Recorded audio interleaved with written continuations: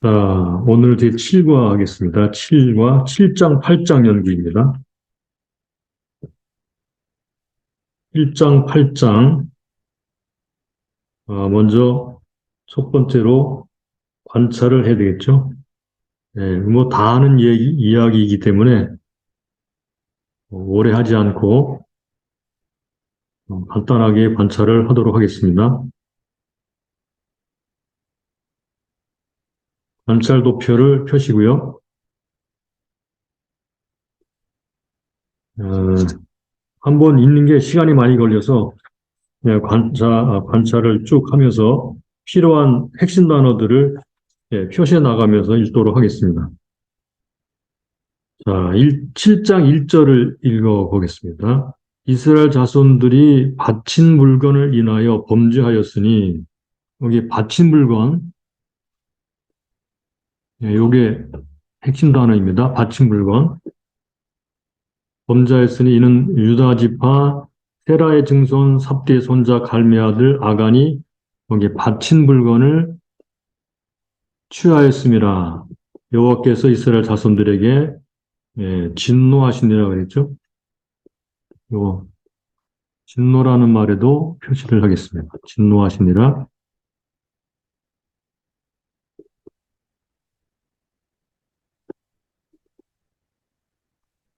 이제 그리고 2절, 3절, 4절로 쭉 내가면서 아이 성을 점령하기 위한 이제 작전에 들어가죠. 정탐을 시킵니다. 그런데 정탐꾼들이 돌아와서 하는 말이 3절을 보겠습니다. 여호수아에게로 돌아와서 그에게 이르되 이 백성을 여기 다 올라가게 하지 말고 여기 요거에다가 표시를 해도 다 올라가게 말고 여기 다 올라가게 말고 8장에 들어가면 또 말이 달라지기 때문에 요거를 기억하면 좋겠습니다. 다 올라가지 말고 이 3천 명만 올라가서 아이를 치게 하소서. 그들은 소순이 여기 모든 백성을 그리로 보내어 수고롭게 마소서.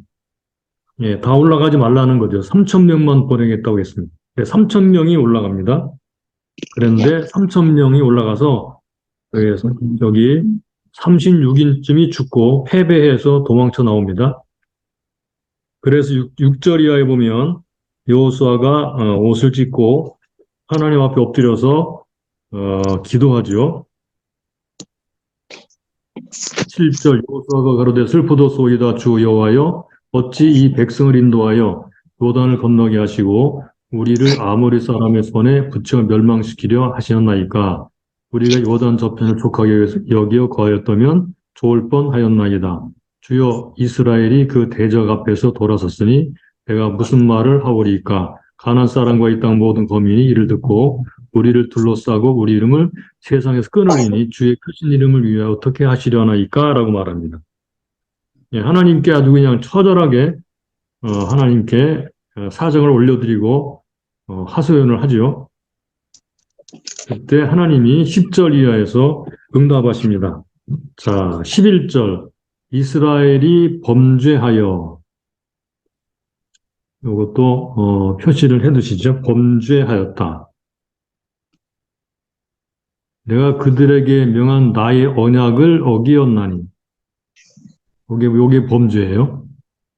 그들이 바친 물건을 취하고 도적하고 사기하여 자기 기후 가운데 두었느니라. 그러므로 이스라엘 자손들이 자기 대적을 능히 당하지 못하고 그 앞에서 돌아섰나니 이는 자기도 바친 것, 바친 물건, 바친 것이 핵심 단어 중에 가장 중요한 단어입니다. 대미라 그 바친 것을 너희 중에서 멸하지 아니하면 내가 다시는 너희와 함께 있지 아니하리라. 너는 일어나서 백성을 성결케 하여 이르기를 너희는 스스로 성결케 하여 내일을 기다리라. 이스라엘의 하나님 여호와의 말씀에 이스라엘아 너희 중에 바친 물건이 있나니 내가 그 바친 물건을 너희 중에 세하기 전에는 너희 대적을 당치 못하리라. 아침에 너희 지파대로 가까이 나오라. 여호와께 뽑히는 지파는 그 족속대로 가까이 나올 것이요. 여호와께 뽑히는 족속은 그 가족대로 나올 것이라. 이게 쭉쭉 이제, 그래서 15절, 바친 물건을 가진 자로 뽑힌 자는 불사르고 그 소유도 다 그렇게 하라고 말씀합니다. 이는 여호와의 언약을 어기고 언약을 어겼다는 말 또 나오죠. 이스라엘 가운데서 망령된 일을 행하였음이라 하셨다 하라. 그래서 여호수아가 이제 아침 일찍 일어나서 그렇게 합니다. 그랬더니 아간이 뽑히게 되죠. 예, 아간이라는 말이 많이 나오니까 아간을 기억해 두시고, 예, 일부러 표시하진 않겠습니다. 아간 너무 잘하니까. 아간이 뽑혔더라. 18절. 19절. 여호수아 아간이 이르되 내 아들아 청하노라 이스라엘의 하나님 여호와께 영광을 돌려 그 앞에 자복하고 내 행한 일을 내게 고하라. 숨기지 말아라 그랬죠. 그래서 아간이 고백하기를 참으로 나는 이스라엘 하나님 여호와께 범죄하여 여차여차히 행하였나이다.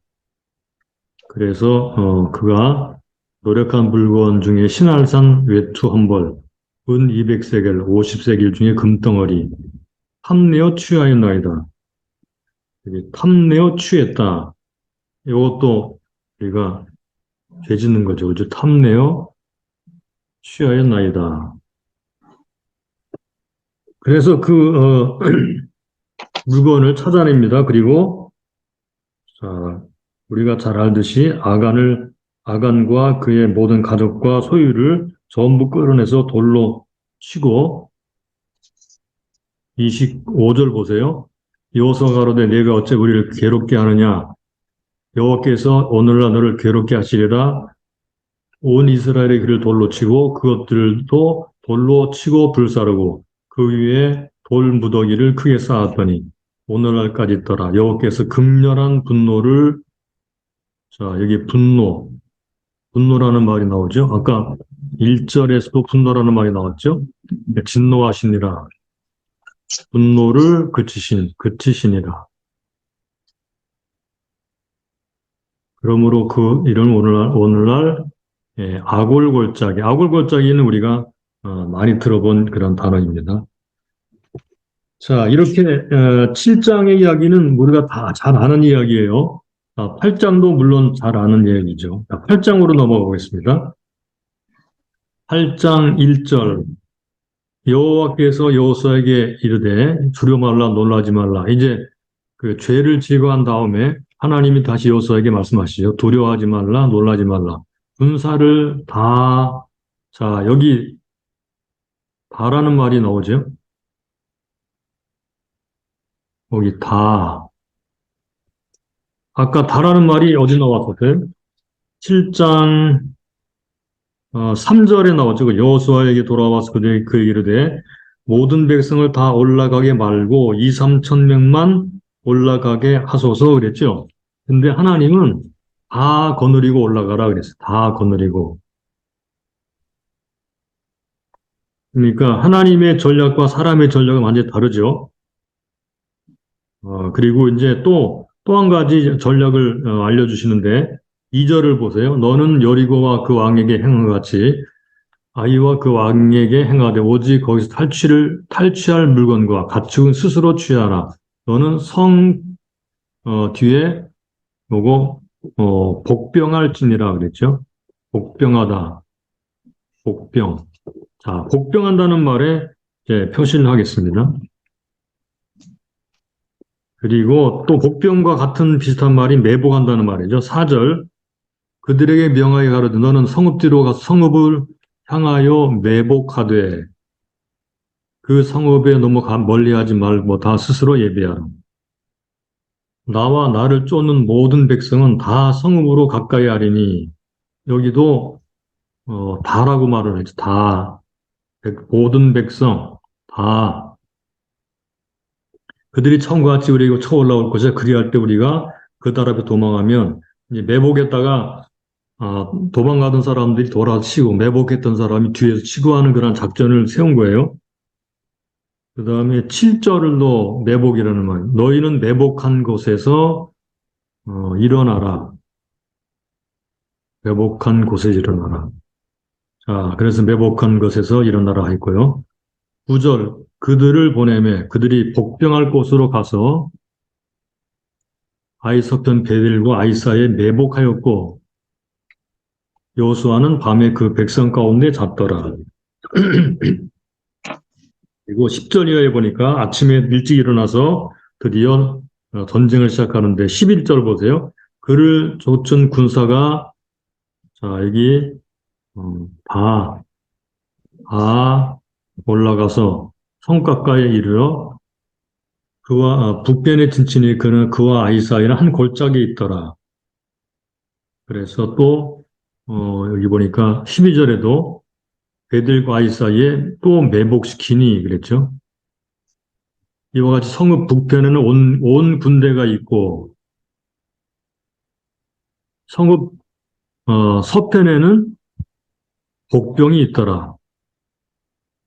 그래서 온 군대가 대기하고 있고 복병이 있어서 앞뒤에서 이제 치려고 전쟁을 하고 있는 거죠. 그 다음에 쭉 밑에 내려가면 이제 전쟁 이야기가 쭉 나오죠. 18절을 보세요. 여호와께서 여호수아에게 이르시되 내 손에 잡은 단창을 들어 우리가 이 전쟁을 어떻게 이기느냐를 알기 위해서 이 단창이라는 말을 주목을 하면 좋겠습니다. 단창을 들어 성읍을 가리키니 18절 여호와께서 여호수아에게 이르시되 내 손에 잡은 단창을 들어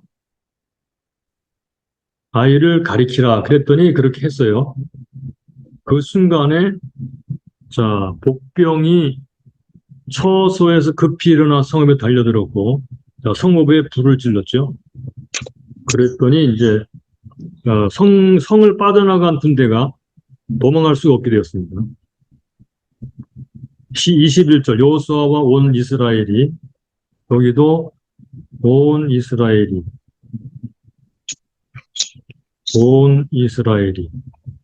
그 다음에 그 복병이 성읍을 점령하고 성읍의 연기어로 보고 다시 돌이켜 아이 사람을 죽였다 그랬어요. 복병도 성읍에서 나왔어요. 그리고 이스라엘 중간에 적군이 들어 있어가지고 한 사람도 도망 못하게 다 쳤습니다.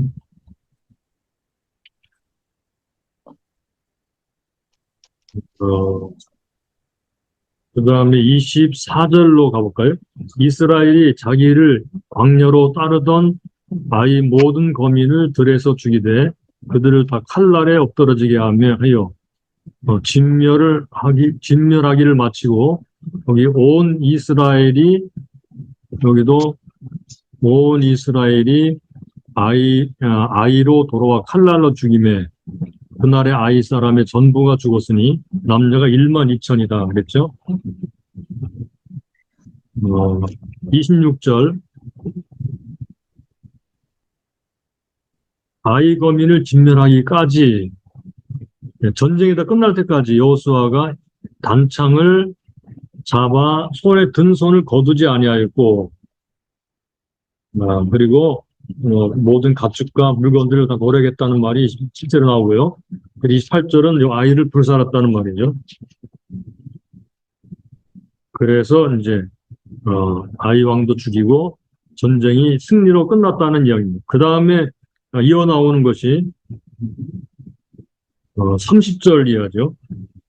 이때 여호수아가 이스라엘이 하나님 여호와를 위하여 에발산에 에발산 여기 에발산입니다. 에발산에 한 단을 쌓았으니 이는 여호와의 종 모세가 이스라엘 자손에게 명한 것과 모세의 율법책에 기록된 대로 철 연장으로 다듬지 아니한 새 돌로 만든 단이라. 무리가 여호와께 번제와 화목제를 그 위에 드렸다. 단을 쌓았습니다.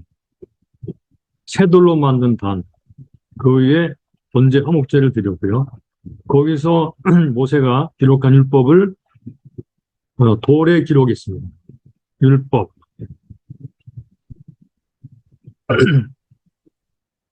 제사를 드렸고 율법을 기록했고 그 다음에 온 이스라엘과 장로들과 유사들과 재판장들과 본토인뿐만 아니라 이방인까지 여호와의 언약궤를 맨 레위 사람들 제사장들이 앞에 죄의 좌우에 서되 절반은 그리심산에 그리심산 절반은 에발산에 섰으니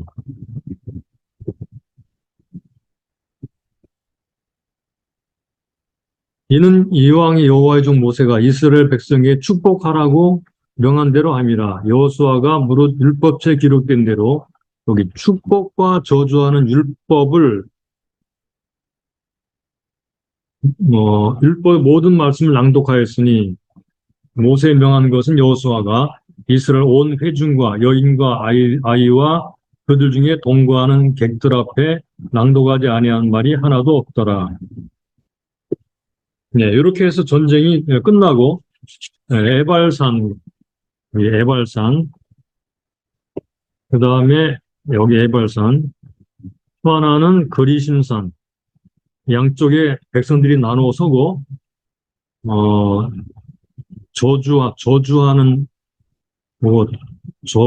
축복하고 저주하는 율법을 낭독해 드리고 하나님께 번제를 드리고 화목제를 드렸다라는 이야기가 들어있습니다.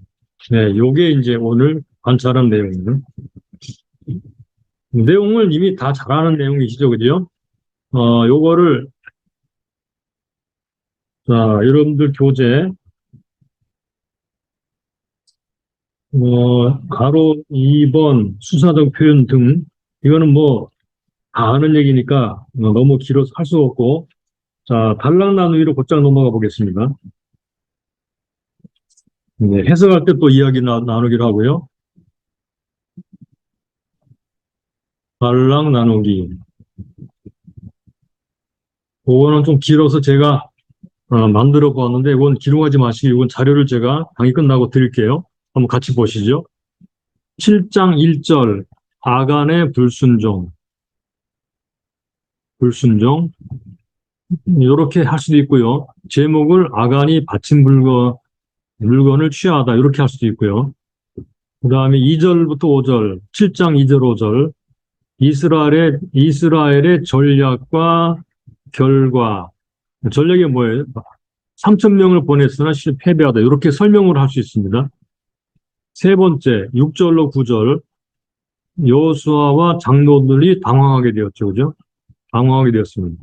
그래서 여호수아가 하나님께 기도하죠. 여호와 어떻게 하시려나이까 이렇게 해도 되고요. 그 다음에 10절로 15절 하나님의 응답과 지시가 나옵니다. 바친 것이 있다. 바친 것을 너 중에 멸하라. 이렇게 말하죠. 아간의 범죄가 드러났습니다. 범죄.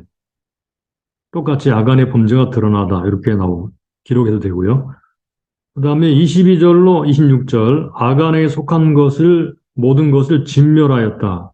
바친 물건이니까 진멸해야 돼요. 범죄자를 아골골짜기에 돌로 치다. 일곱 번째 8장 1, 2절 하나님의 약속과 전략 어떻게 하라고 했죠? 다 거느리고 올라가고 매복시키라 그랬어요. 그 다음에 여덟 번째 3절부터 29절 여호와의 순종과 전투 그리고 결과 승리하고 점령하게 되었죠. 길지만 간단하게 이렇게 처리하면 되겠습니다. 그리고 아홉 번째 축복과 저주의 율법 낭독 마찬가지로 30절로 35절인데 축복과 저주의 율법을 낭독하다 이렇게 제목을 적으면 될 것 같아요. 자, 그러면 이제 해석에 들어가서 2번을 보실까요? 2번이요. 자, 2번을 보시면요. 아간의 범죄 그랬죠. 아간의 범죄. 아간의 범죄 잘 아시죠? 아간의 범죄가 뭔가요? 여리고성에서 하나님께 바친 물건을 취한 것입니다. 하나님께 바친 물건. 예, 거기에 나오는 뭐 금, 은, 옷 이런 것이죠. 탐내가 욕심이 나서 그것을 취했는데 여기 바친 물건이라는 단어가요. 자, 바친 물건이라는 단어가 헤렘이라는 단어입니다. 헤렘.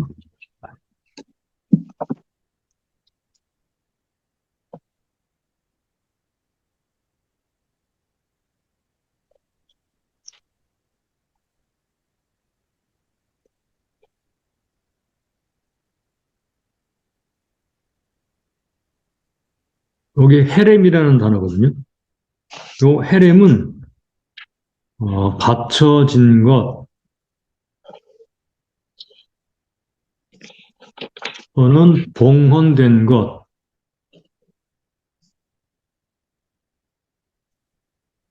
이라는 뜻입니다.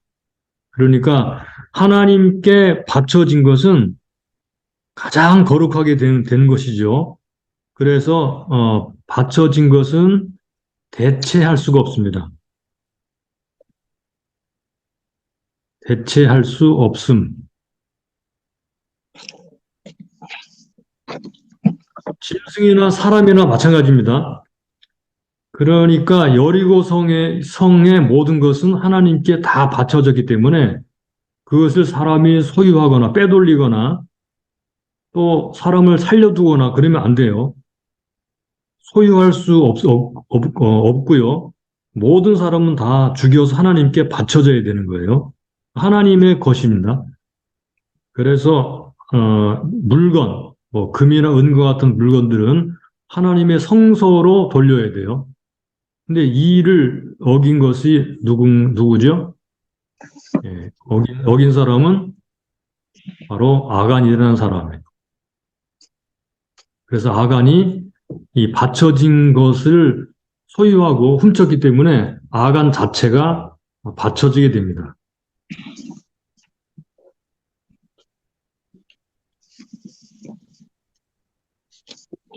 이 한 사람이 범죄해서 하나님께 바쳐지게 되면 누가 바쳐지느냐?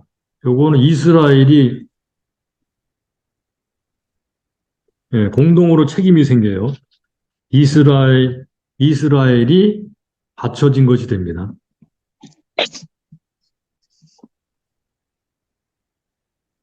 그래서 하나님은 아이성을 침략에 들어갈 때 하나님이 함께하지 않으셨고 이스라엘이 아이성 사람들에게 패배해서 죽임을 당하게 된 것이죠. 자, 11절, 12절을 보세요. 7장 11, 12절을 보세요. 7장 11, 12. 이스라엘이 범죄하여 이렇게 말하죠. 그죠? 예, 7장 11절. 이스라엘이 범죄하였다 이렇게 말해요. 아간이 범죄했다라고 말하지 않고 아간이 범죄한 것은 곧 이스라엘이 범죄한 게 되는 거예요. 한 개인이 범죄한 것은 공동체인 이스라엘이 범죄한 걸 되는 거예요. 내가 그들에게 명한 나의 언약을 어기었나니 이스라엘이 언약을 어긴 것이 됩니다. 곧 그들이 바친 물건을 취하고 이 복수로 나오죠. 그죠? 그들이 바친 물건을 취하고 도적하고 사기하여 자기 기후 가운데 두었느니라. 이 그들이라고 하는 말이 아간의 식구들로 이게 보여지긴 하는데 지금 여기 말하는 이 범죄는 이스라엘이 공동으로 지은 범죄라고 지금 그렇게 여겨지게 되는 거예요. 그러므로 이스라엘 자손들이 자기 대적을 능히 당하지 못하고 그 앞에서 돌아섰나니 이는 자기도 자 나오죠. 그죠? 12절. 자기도 바친 것이 됨이라.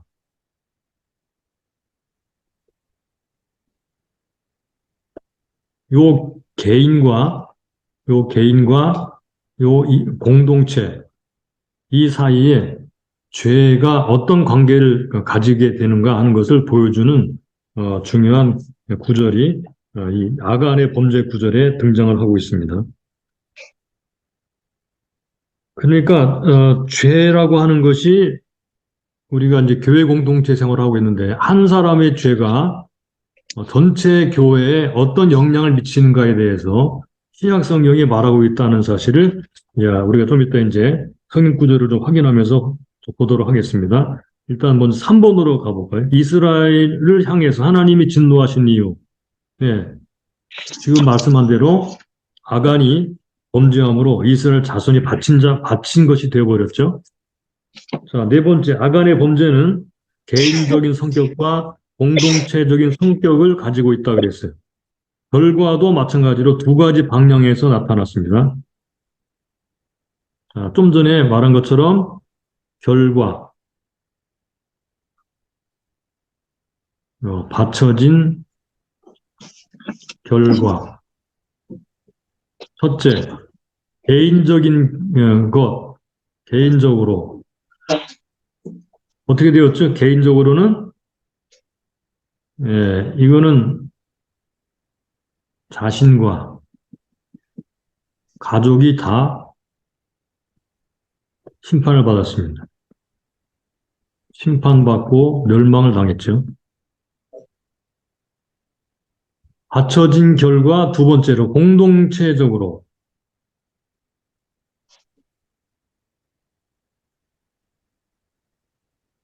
자, 공동체적으로는 어떻게 되었나요? 이거는 여호와의 언약을 어긴 게 되었어요.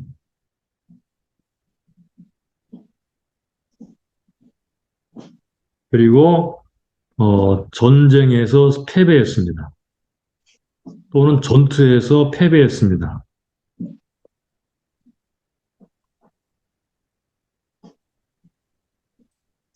요게 이제 여기 언약을 어겼다는 말은 참고로 신명기 7장 26절을 참고하시기 바랍니다. 이제 이런 일이 벌어졌어요. 자, 그러면 5번으로 가서 아간이 자신의 죄를 자백할 때 어떻게 말을 했는가를 보도록 하겠습니다.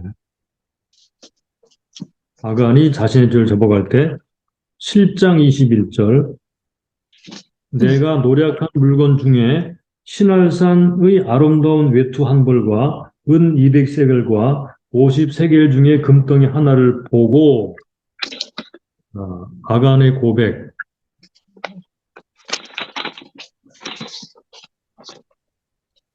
아간의 고백을 통해서 그 어떻게 죄를 졌는지를 볼 수가 있는데 첫 번째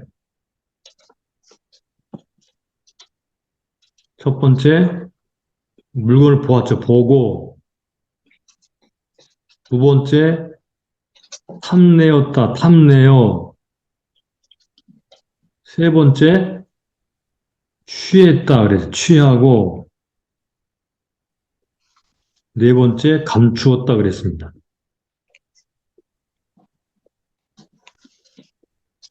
요게 탐심을 가진 사람들이 죄를 짓게 되는 과정이라고 볼 수 있겠습니다. 이런 식으로 한 사람의 죄가 전체에게 어떤 영향을 미치는가 하는 것을 우리가 여기서도 알 수 있는데 우리가 이미 알고 있는 것처럼 한 사람의 죄가 한 사람 아담의 범죄가 어떻게 영향이 전 인류에게 그렇죠? 그 다음에 한 사람 아간의 범죄가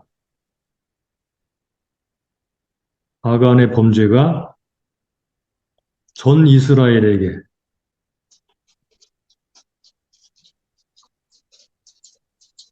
그리고 한 사람 성도, 교인 범죄가 전 교회에게 이렇게 영향을 미친다는 것을 알 수 있습니다.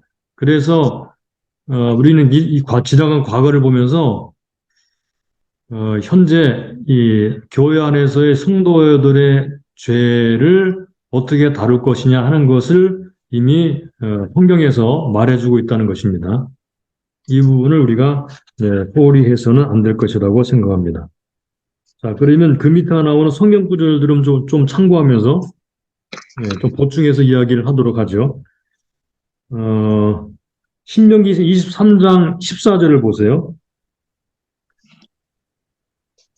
자, 하나님이 진중에 행하실 때 내 진을 거룩하게 하라. 그리하면 내게서 불합한 것을 보지 않으심으로 너를 떠나지 아니하시래. 그러니까 죄를 지면 어떻게 되죠? 하나님이 떠나시죠. 전도서 9장 18절, 여러분 교재 세 번째. 한 죄인이 많은 선을 패괴케 하느니라 그랬죠. 많은 선을 패괴케 한다. 해친다는 말입니다. 히브리서 12장 여기 15절에도 너희는 돌아보아 하나님 은혜에 이르지 못하는 자가 있는가 두려워하고 또 쓴뿌리가 나서 괴롭게 하고 많은 사람이 이름을 말미암아 더러움을 입을까 하노라. 한 사람의 쓴뿌리가 많은 사람을 더럽게 하죠. 그리고 창세기 2장 17절, 3장 4절, 9절 여기에 하와가 범죄하는 과정이 나오죠. 여자가 그 나무 6절 나무를 본즉 먹음직도 하고 모함직도 하고 지혜롭게 할 만큼 탐스럽기도 한지라. 예, 탐심에 대해서 말하는 탐심으로 여자가 그것을 먹게 되고 남편에게도 주게 되죠. 사무엘하 11장 1절 5절까지 보면 역시 다윗이 여자에 대한 탐심으로 범죄를 저지르게 됩니다. 사도행전 4장 32절 5장 11절에 보면 역시 아나니아와 삽비라 이야기가 나오죠. 역시 여기도 탐심, 그리고 거짓말하고 하나님을 시험함으로 부부가 멸망에 이르게 되죠. 죽임을, 심판을 받게 됩니다. 그 다음에 신명기 5장 21절 탐내지 말라 그랬죠. 야고보서 1장 13절 이하에도 각 사람이 시험을 받는 것은 자기 욕심에 끌려 미혹되면 욕심이 잉태한 죄를 낳고 죄가 장성한 사망을 낳느니라 그랬습니다. 자, 여기까지 보게 되면 중요한 진리를 알게 되는데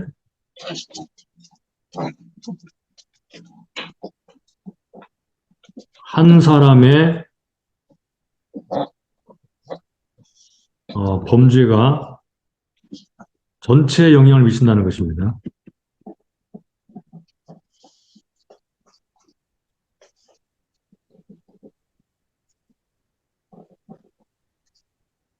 그 중에서 특별히 오늘 아간이라든가 그런 이야기 중에 나오는 이야기, 한 사람이 죄를 지을 때 그 이야기가 탐심과 관련이 있다는 것입니다. 탐심.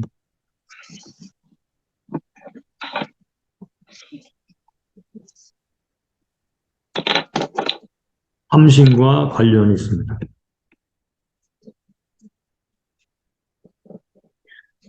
십계명에도 나오고 탐심에 대해서는 뭐 잠언이라든가 곳곳에서 탐심에 대한 이야기가 많이 나오죠.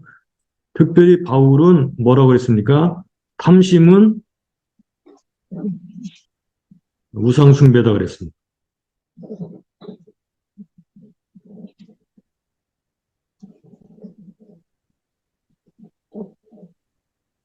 예, 탐심은 우상숭배라고 그랬죠. 이러한 죄의 결과, 예, 이렇게 죄의 결과로서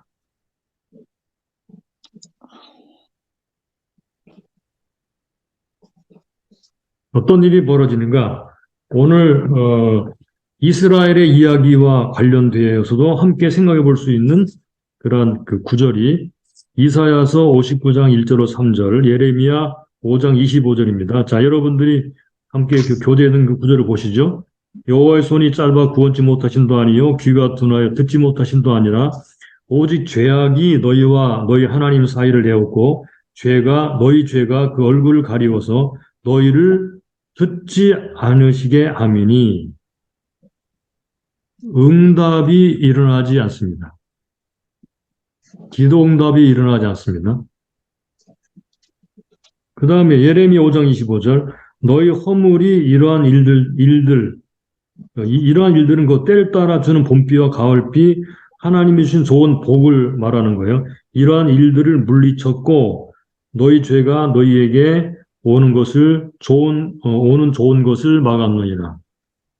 하나님의 은혜 또는 은사, 이게 선물이죠. 좋은 것들입니다. 좋은 것들을 막습니다. 이게 죄의 결과예요. 이게 바로 아간도 그랬고요. 또 우리가 앞에서 본 대로 아담도 그랬고요. 다윗도 그랬고요. 등등 많은 사람들이 있어요.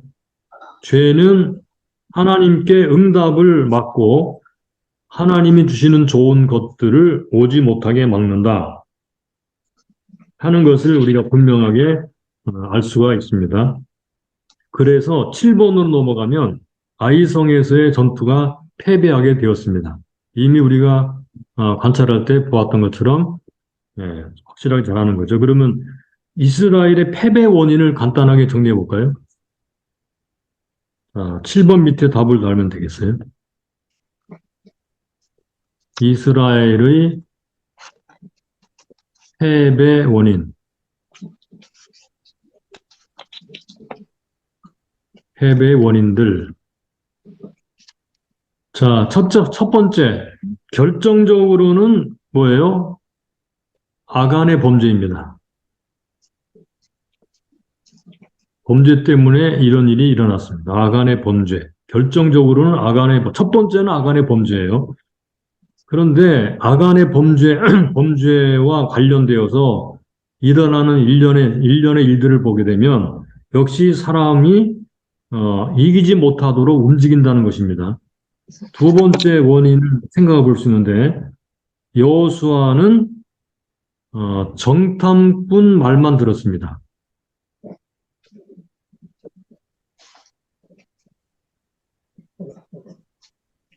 여호수아가 정탐꾼 말만 들었어요.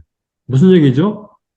이 아이성을 침략하러 공격했을 때 하나님께 묻지도 않았고 하나님이 말씀하지도 않았어요. 하나님의 말씀이 없었어요. 하나님의 말씀이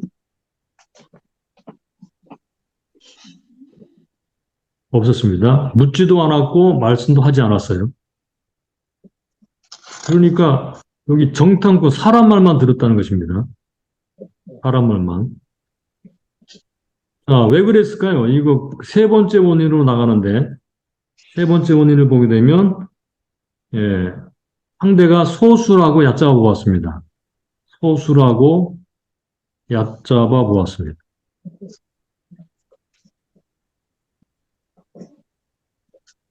자, 요거는 3,000명만 보냈죠. 그래가지고 요거는 뭐죠? 요거는 교만이죠. 교만입니다. 왜? 여리고성에서 이겼기 때문에 이 큰 성 여리고성을 이겼기 때문에 작은 성 아이는 우습다. 넉넉하지. 우리 힘으로 할 수 있어. 이렇게 교만한 마음이 들어갔을 거라고 생각이 됩니다. 그래서 하나님은 이러한 그 전쟁에서 계속 이기도록 하기 위해서 여호수아에게 1장 8절에서 무슨 말씀을 주었나요? 이 율법책을 내 입에서 떠나지 말게 하여 의하로 그것을 묵상하고 그 안에 기록된 대로 다 직행하라. 그리하면 내 길이 평탄하게 될 것이며 내가 형통하리라 그랬거든요. 그래서 하나님의 말씀이 계속 그를 떠나지 말고 범죄하지 않도록 하는 것 중요하고요. 하나님의 말씀을 듣는 것 중요하고 그의 마음을 하나님에게 붙잡아 놓고 말씀대로 겸손한 것이 중요하죠. 그래서 패배하게 된 원인이 여기 있다는 것을 알 수 있습니다. 자, 그래서 아굴골짜기로 데리고 가서 다 처단을 해버렸죠. 아굴골짜기. 8번으로 가보겠습니다.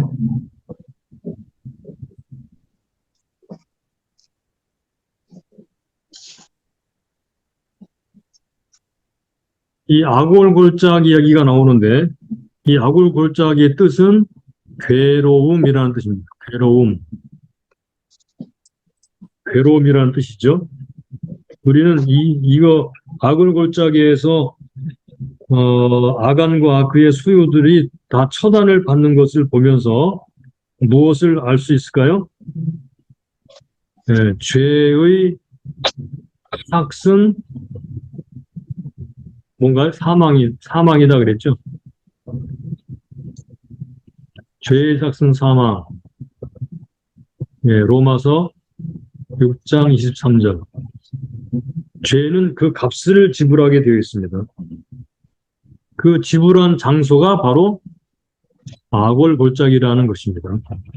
아골골짜기.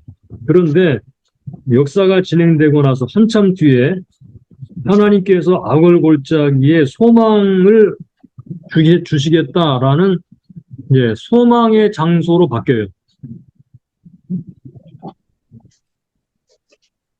심판의 장소에서 심판의 장소죠, 그죠?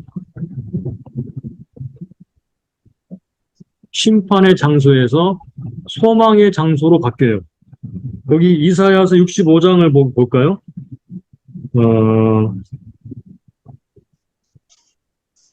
10절 보세요. 사로는 양떼의 우리가 되겠고 악을 골짜기는 소떼의 눕는 곳이 되어 나를 찾은 내 백성의 소유가 되려니와 이렇게 소망을 이야기하시죠. 마찬가지로 호세아서 2장 15절을 보세요. 거기서 비로소 저희의 포도원을 저에게 주고 악을 골짜기로 소망의 문을 삼아 주리니 이렇게 말했어요. 한참 뒤에 선지자들은 악을 골짜기가 소망의 장소가 될 것이다. 심판의 장소, 죽음의 장소, 괴로움의 장소가 소망의 장소가 되는데 이게 언제 일어나는 건가요? 언제 일어나죠? 웬? 바로 메시아가 오게 되면, 즉 예수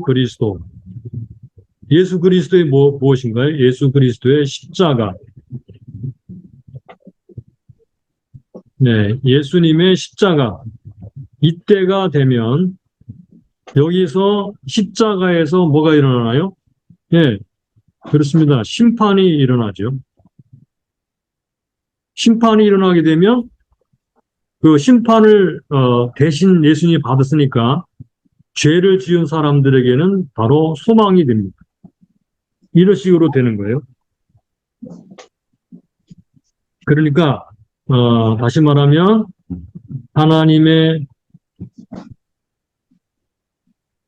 진노의 자리가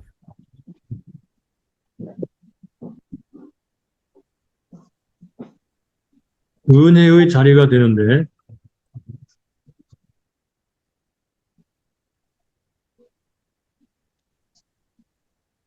어디에서? 바로 십자가에서.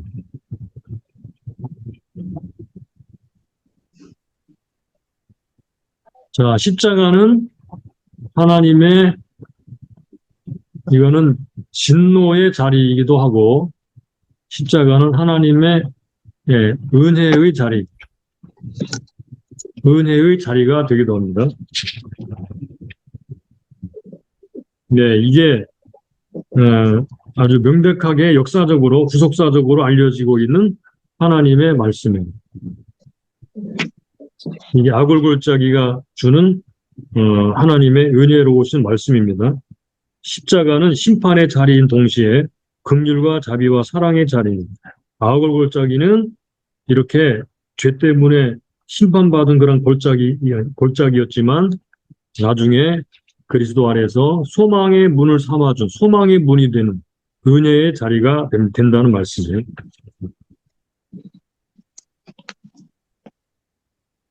자, 이제 드디어 이제 10번으로 넘어가겠습니다. 10번으로 넘어가서 아이성을 어떻게 점령하는가 볼까요? 아이성이 어떻게 점령되는가? 자, 내용은 우리가 잘 알고 있으니까 내용은 생략하기로 하고 11번으로 넘어갑니다. 여리고성 점령, 아이성에 대한 첫 번째 공격과 두 번째 공격, 여리고성 점령, 아이성에 대한 첫 번째 공격, 두 번째 공격, 이 세 가지를 비교해 볼 때 각각 같은 점과 다른 점이 뭐냐 물어봤어요. 자, 이것을 하면서 발견할 수 있는 게 있는데요. 그러니까, 세 번의 공격, 그러니까 여리고성 공격이고, 그리고 아이성 한 번 실패했죠, 그죠? 아이성 두 번째 성공했죠? 자, 요 세 번의 공격을 보면서, 예, 같은 점과 다른 점이 뭐냐, 그거 알아보라는 거예요. 첫 번째, 같은 점.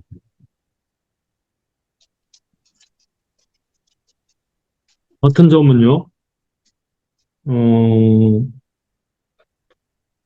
하나님과의 관계가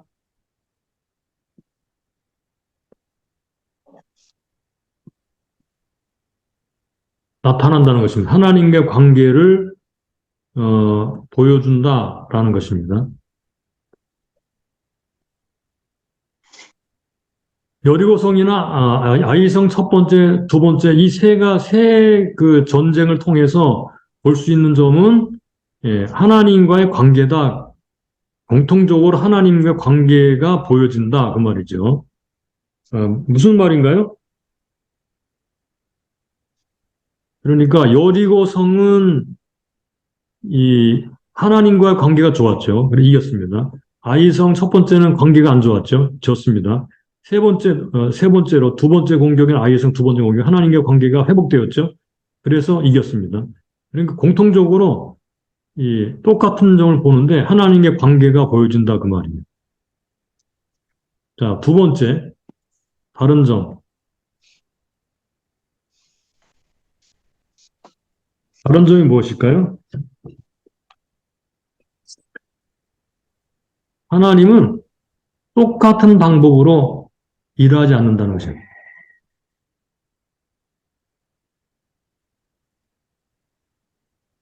이거는 무슨 뭐 공식이라고도 할 수 있는데 공식?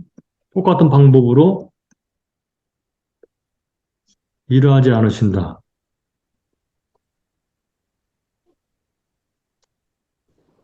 자, 먼저 여리고성은 기적적인 방법으로 이기셨죠. 근데 아이성은 어떻게 했나요? 요거는 구체적 전략, 전술 전략, 전술이 전술. 여리고성은 기적이라고 하는 방법으로 아이성은 전술, 군사 전술로 이렇게 이겼어요. 치밀한 전략이 동원되었죠. 그러니까 하나님은 항상 똑같은 방법, 여기 동일한 방법만을 사용하기 때문에 똑같이 그렇게 이기게 하실 것이다. 그렇게 생각을 하면 안 된다는 것입니다. 그러면 뭐가 중요한가요? 세 번째, 뭐가 중요한가? 그때그때 하나님과의 관계가 중요하다.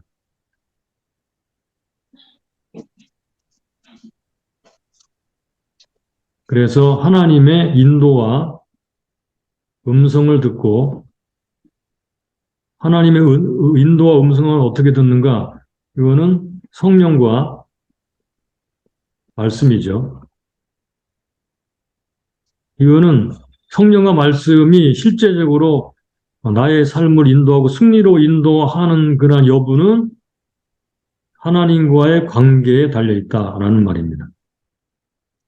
그러니까 기계적으로 내가 성령이 내 안에 계시고 말씀이 내 안에 있다. 그러므로 난 항상 이인다가 아니고 하나님의 인도 음성을 성령과 말씀으로 들어야 되는데 그것은 하나님과의 관계에 달려 있다 이 말이에요. 하나님과 관계에 달려 있을 때 진짜 실제적이 된다 그 말입니다. 이게 승리의 방법이에요.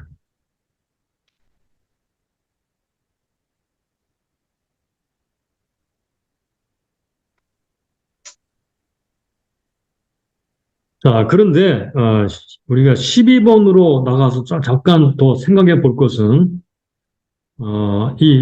그 승리자, 그러니까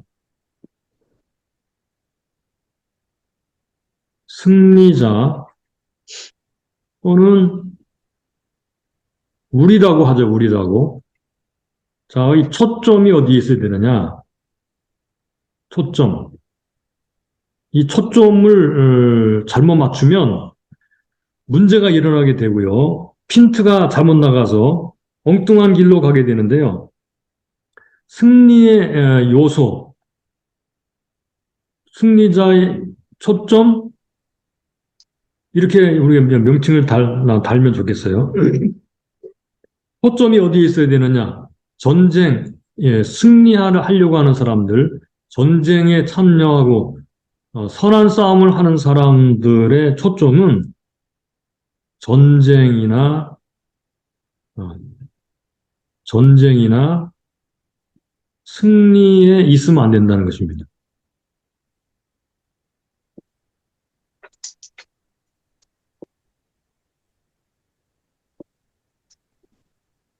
요 전쟁, 승리, 우리는 보통 전쟁에 이겨야 돼, 승리해야 돼, 이렇게 생각하잖아요, 그죠? 예, 물론 그 말은 뭐 맞는 말입니다. 그런데 초점, 이 초점이 승리에 있고 전쟁에 있으면 안 된다는 거예요. 지금 이스라엘 백성들이 여리고성을 점령한 다음에 그들의 초점은 승리, 전쟁 여기에만 몰두해 있었거든요. 그게 아니고 어디에 있어야 되느냐? 항상 초점이 하나님에게 가 있어야 된다. 하나님께 가 있어야 됩니다.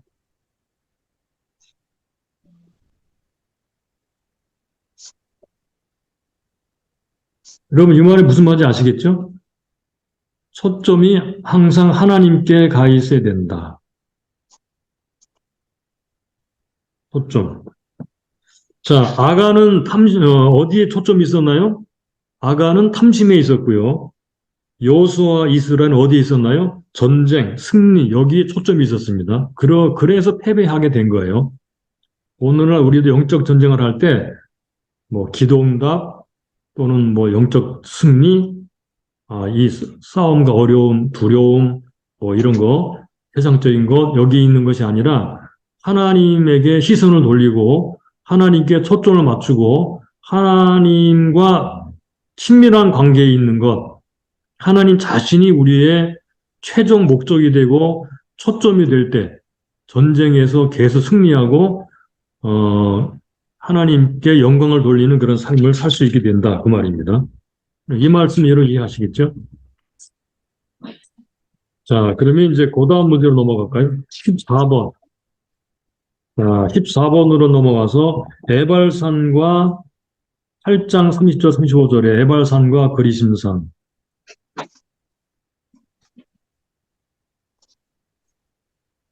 자, 거기 에발산과 그리심산을 보게 되면 그 세 가지로 기록하도록 되어 있죠. 첫째, 철 연장으로 다듬지 아니한 단을 에발산에 쌓고 번제 화목제를 드렸다는 이야기가 첫 번째 이야기고요.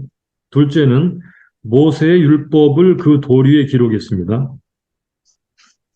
에발산에서 행한 세 가지. 세 번째는 그리심산과 에발산에서 축복과 저주의 말씀을 낭독했습니다.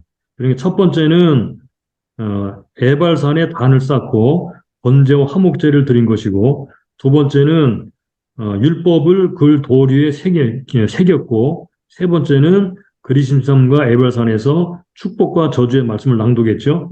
자, 요 이야기가 여기에 30절, 35절에 마지막으로 기록이 되고 있습니다. 자, 우리는 이제 마지막으로 한 가지를 좀 함께 나누면 좋겠습니다. 축복과 저주는 무엇에 달려 있는가? 이게 지금 아이성을 점령한 다음에 에발산과 그리심산에서 하나님이 하라고 하신 그 명령대로 하고 있는데 에발산과 그리심산에 대한 간단한 설명은 여러분들 교재 15번에 그 밑에 거기 그 프란시스 셰퍼가 설명해 놓은 것을 거의 간단하게 수록해 놓았거든요. 한번 간단하게 먼저 그부터 살펴볼까요? 예, 뭐 자세한 거는 여러분 읽어보시기 바라고요. 맨 끝에서 두 번째 단락 끝부분에, 두 번째 단락 끝에 두 번째 단락 끝부분에 그리심산과 에발이라는 이름은 다 같이 황무지라는 이름을 갖고 있다 그래. 그리심산과 에발은 황무지라는 이름이라고 그래요. 이 두 산에는 흥미로운 사실이 있다. 첫째, 에발산이나 그리심산에 올라서면 약속의 땅을 상당 부분 볼 수 있다. 둘째, 어느 지역에서든지 천연 원형 극장이 있으므로 이 두 산의 정상이나 측면에 서면 두 산과 그 밑에 계곡에서 벌어지는 일을 모두 듣고 볼 수 있다. 오랜 세월을 통해서 많은 사람이 이 점을 시험해 왔다. 한 사람은 두 산 가운데 한 산에 서고 다른 사람은 다른 산이나 계곡에 섰다. 그리고 확성기를 사용하지 않고서 큰 소리로 글을 읽었더니 다른 쪽 사람이 모두 알아들을 수 있었다. 그러니까 예벌산과 그리심산이 이런 식으로 원형 극장처럼 생겨가지고 거기서 말을 하면 전체가 다 들을 수 있다는 그러한 지형으로 되어 있다는 것입니다. 여기서 바로 축복과 저주의 말씀을 낭독을 했어요. 그래서 온 이스라엘이 다 들을 수 있었다 그 말입니다. 그러면 축복과 저주가 무엇에 달려 있을까? 이거를 결론적으로 간단하게 정리를 보도록 하겠습니다.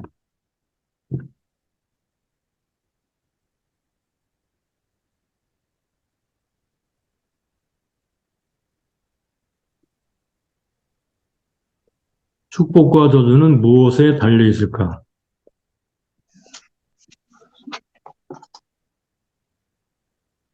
네, 우리가 뭐 잘 알죠, 그죠? 이 말은 우리가 잘 아는 말씀이에요. 일단은 신명기서에 보게 되면요. 신명기 28장 1절로 68절에 보면 아마 이것을 읽었으리라고도 생각이 되는데 이 언약에 대해서 언약에 순종하느냐 또는 불순종하느냐에 달려 있다. 이렇게 말하죠. 순종하면 복을, 불순종하면 저주를.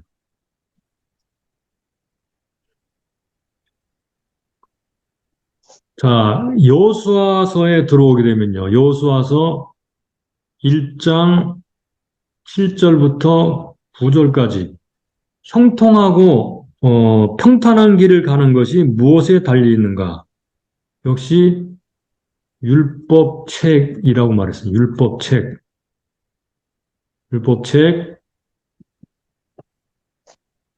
2배. 이 율법책을 내 입에 떠나지 말게 하고 2배. 주야로 묵상하고 그 안에 기록된 대로 다 지켜 행하라. 그리하면 내 길이 평탄하게 될 것이고 내가 형통하리라 그랬죠. 그러니까 요게 지금 가나안 땅에 침략해 들어가는 전쟁에 앞서서 주신 하나님의 말씀이에요. 전쟁의 전략입니다. 무엇이 중요하다고요? 율법책, 말씀. 결국은 그래야 평탄하게 되고 형통하게 된다.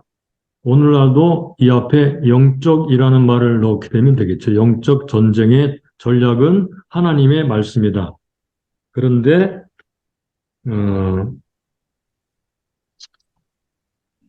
자,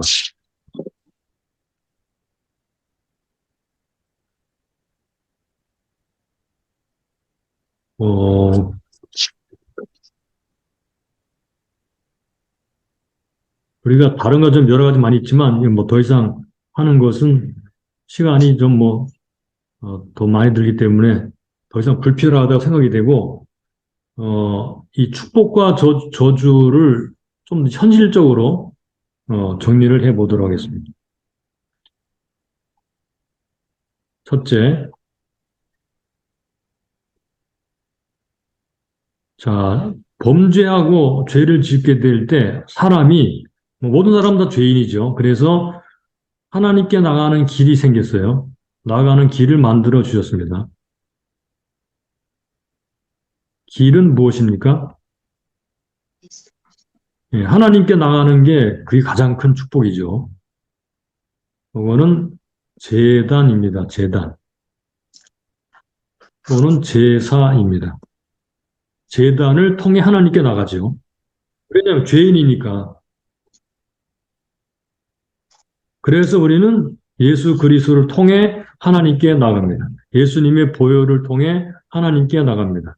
이렇게 될 때 구원의 복을 받습니다. 구원의 복, 하나님과 교제하는 복을 받습니다. 구원의 복과 하나님과 교제하는 복이 가장 큰 복이죠. 두 번째, 자, 그러나 현실적으로, 현실적으로 또는 육체적으로 뭐 그렇게 말해도 되겠고요. 육체적인 것은 육체적인 것만 말하게 되니까 좀 적당한 표현은 아닌 것 같고 그냥 현실적이라는 말을 쓰죠. 현실적인 승리의 삶 또는 복된 삶, 축복의 삶.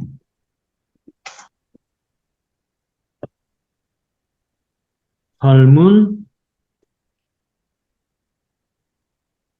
무엇을 통해서 오는가? 이 말이에요. 이것은 말씀을 순종하는 데서 옵니다.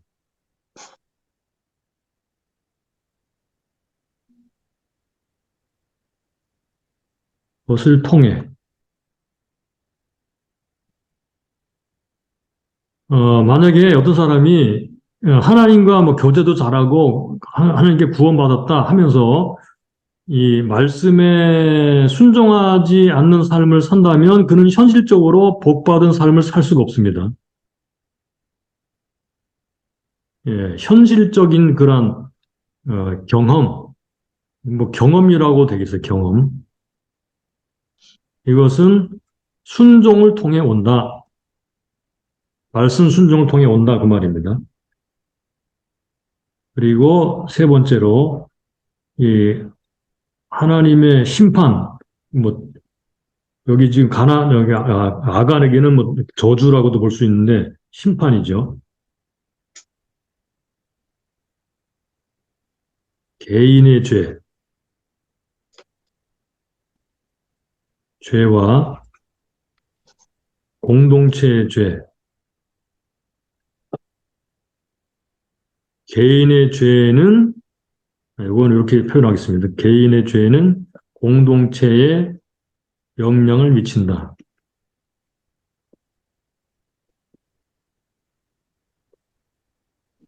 그래서 어떻죠? 만약에 죄가 있으면 공동체에 하나님의 인재의 복이 소멸됩니다. 그러니까 공동체 전체가 죄를 짓거나 특별히 개인이 죄를 졌다 하더라도 개인의 죄는 공동체에 영향을 미치기 때문에 이 공동체에 영향을 미치는 죄를 지었을 때 공동체가 그것을 제거하지 않으면 하나님이 공동체에서 인재하는 하나님의 인재가 소멸돼요. 그래서 그 하나님은 공동체가 죄를 지었을 때 그것을 제거하라고 말씀을 했고요. 사도 바울도 그렇게 말씀을 했습니다. 그러므로 우리가 이 아간의 죄와 그리고 아이성의 승리 이런 것들을 생각하면서 우리의 삶이 우리의 교회와 공동체가 어떻게 하나님의 축복 안에 머물러 있을지를 이런 말씀을 통해 한번 배우고 지나갔으면 좋겠습니다. 자, 이것으로 강의를 맺도록 하겠습니다.